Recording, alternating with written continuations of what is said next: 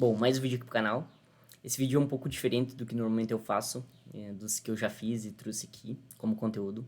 Eu vou falar um pouco sobre estilo de código, e o que me motivou a fazer esse vídeo, basicamente foram as minhas experiências, tá? Eu já trabalhei em projetos onde não tinha estilo de código nenhum definido, então qualquer programador chegava lá e fazia. Eu trabalhei em projetos que basicamente só eu colocava a mão, então eu seguia os meus padrões de estilo de código, certo? E atualmente, por exemplo, entrei num projeto onde a definição do estilo de código já estava pré-definida, então eu tenho que seguir aquele padrão, tá? Eu não vou falar aqui sobre padrões de nome de variável, nome de método, que eu acho que isso é um assunto que já tem muito na internet, e esses padrões a maioria dos programadores segue há bastante tempo, então não vai ser voltado a isso, certo?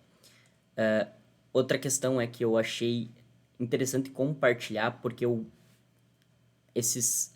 os três estilos que eu vou apresentar aqui para vocês são estilos que eu resolvi adotar durante o tempo de programação que eu tenho, que são estilos que me auxiliam muito na análise, na manutenção, então achei interessante compartilhar com vocês, certo? Vão ser 3 pontos, e eu vou começar agora já pelo primeiro, tá? Eu tenho essa classe example aqui do ladinho, que ela tá aberta aqui na segunda tela, só que eu vou dar uns Ctrl+C, Ctrl+V, para o vídeo não ficar muito comprido, certo? Então, bora lá.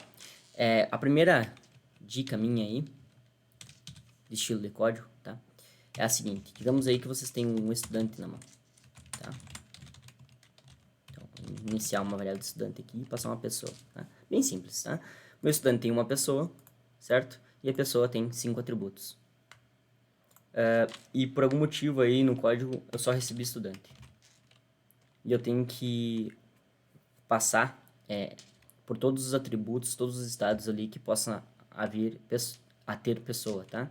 Então, getPerson, get first name, por exemplo. Então, como eu sei que são 5 atributos, eu vou duplicar 5 linhas aqui, fazer o get last name,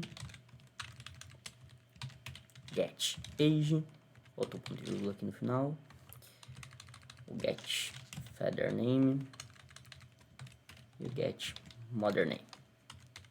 Digamos, isso aqui é um exemplo, tá? Eu já encontrei muito código assim nos projetos que eu trabalhei. Tá? Eu, sinceramente, acho essa replicação de getPerson aqui, que acontece nas 5 linhas, quando estou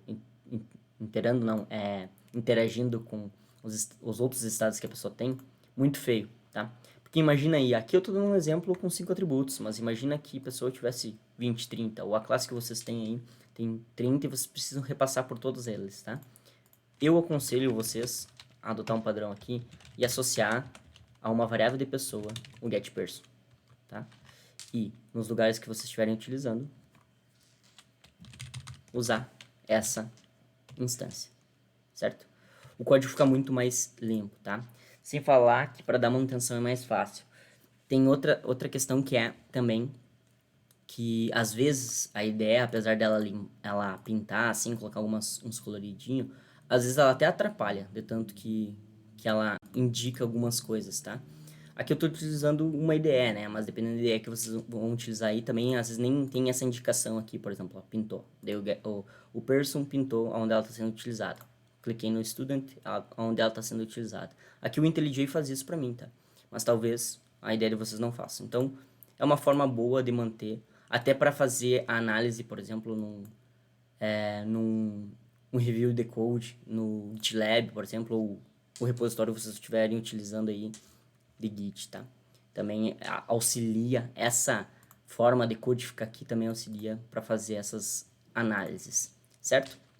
Então essa é a primeira dica. A segunda dica, eu vou dar um Ctrl C aqui. A segunda dica é o seguinte, tá? Digamos aí que vocês tenham,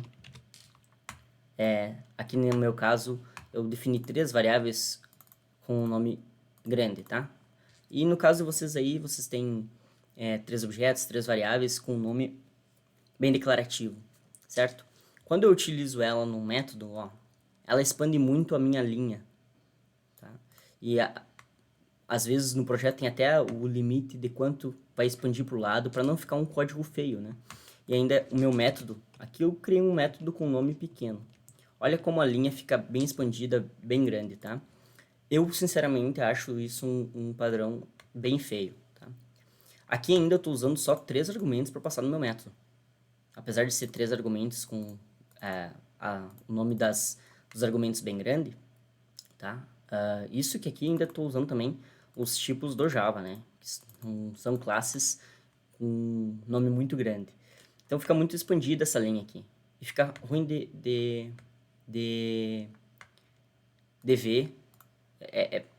Deixa feio o código, tanto nos argumentos do método, na definição aqui do método, quanto na hora que tu invoca o método. Tá?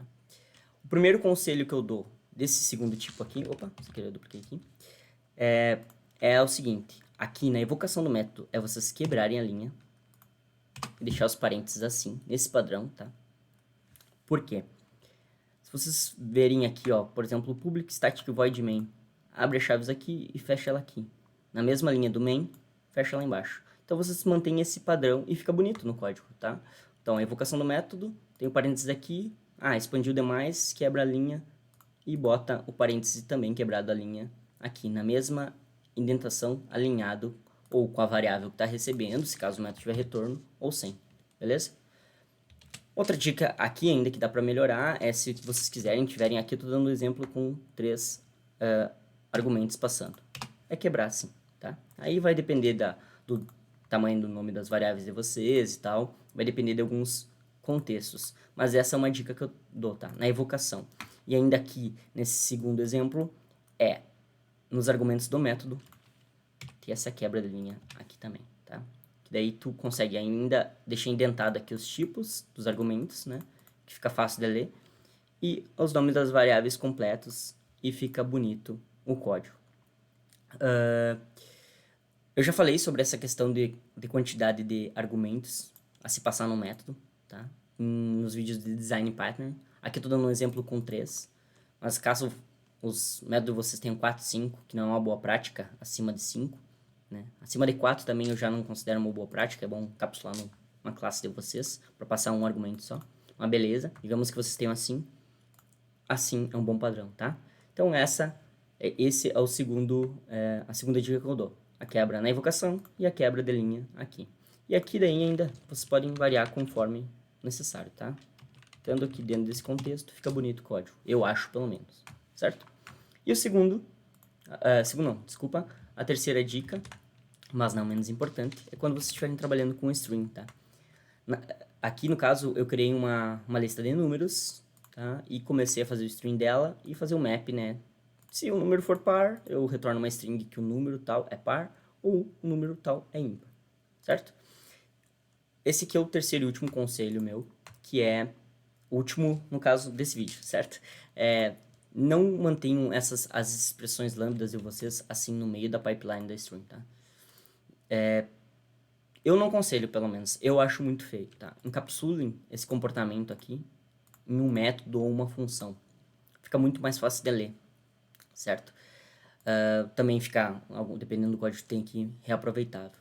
Aqui é um exemplo bem básico, né? Que eu só estou definindo se o número é par ou ímpar, mas provavelmente que talvez vocês tenham aqui dentro dessa expressão lambda aqui muito mais coisa, muito mais código, evocação de métodos de outros lugares, de outras bins e tal. Então, eu aconselho vocês a fazerem encapsulamento disso em um método que vocês vão dar um nome qualquer, tá? Aqui no caso é uma função de retorno, né? A expressão lambda retorna uma função inteira para string, já que eu estou chamando no map, certo? Olha só como fica muito mais simples de ler a pipe.